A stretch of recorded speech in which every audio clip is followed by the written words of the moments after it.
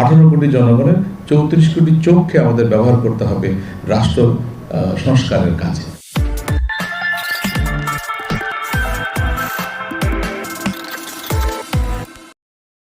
যারা প্রতিনিয়ত বাজারে, রেস্টুরেন্টে, হোটেলে, বিভিন্ন জায়গায় বিভিন্ন সার্ভিস নেই, আমরা প্রতিনিয়তই দেখি যে অনেকেই এমনও হয় যে জিজ্ঞেস করে আপনি কি ক্যাশ দিবেন নাকি আপনি কার্ডে দিবেন।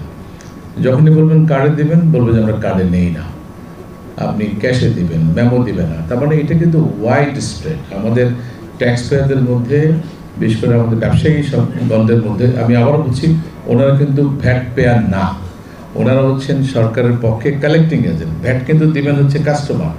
অনেক সময় কাস্টমার দিতে চান, তারা জিজ্ঞেস করেন আমার ভ্যাটের রিসিপ্ট কই, তারা গড়িমসি করেন।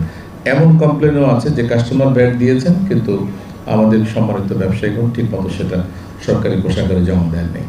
এই জায়গাটাতে আমাদের প্রচুর কাজ করার সুযোগ আছে। আমার ধারণা আমাদের ডেভেলপমেন্ট পার্টনাররা আমাদেরকে সেরকমই পরামর্শ দিচ্ছেন যে ভিএটির ক্ষেত্রে আমাদের কালেকশন অনেক বাড়ানোর সুযোগ আছে এবং অনেক বাড়াতে হবে। সেক্ষেত্রে ব্যবসায়ী বন্ধুরা যারা আছেন এবং আমাদের সাংবাদিক বন্ধুরা যারা আছেন, আপনাদের সবারই সার্বিক সহযোগিতা লাগবে।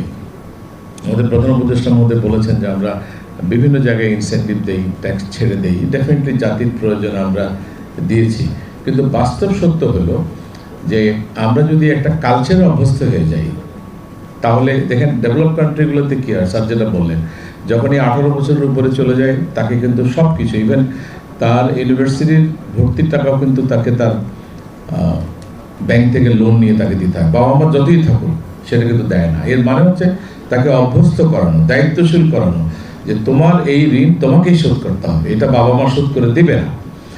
এই যে আমাদের বিসিসিআইর সভাপতি, আমাদের প্রশাসক মধ্যে যেটা বললেন যে প্রথম দিকে ঝামেলা হয়, আসলে কিন্তু প্রথম দিন থেকে অভ্যস্ত করাতে হয়। এটা হলো মূল জিনিস। পৃথিবীর সাকসেসফুল কান্ট্রিগুলোর মধ্যে যদি দেখেন, আমরা যদি এশিয়ার সাকসেসফুল কান্ট্রি দেখি, সিঙ্গাপুর ডে 1 থেকে ডিসিপ্লিন, দেখেন সিঙ্গাপুর কোথায় চলে গেছে। আফ্রিকা এবং ল্যাটিন আমেরিকার অনেক দেশ 300 বছর আগে স্বাধীন হয়েছে, এখনও কিন্তু কোথাও যেতে পারে না, বিকজ সেখানে অব্যবস্থাপনা ব্যাপক।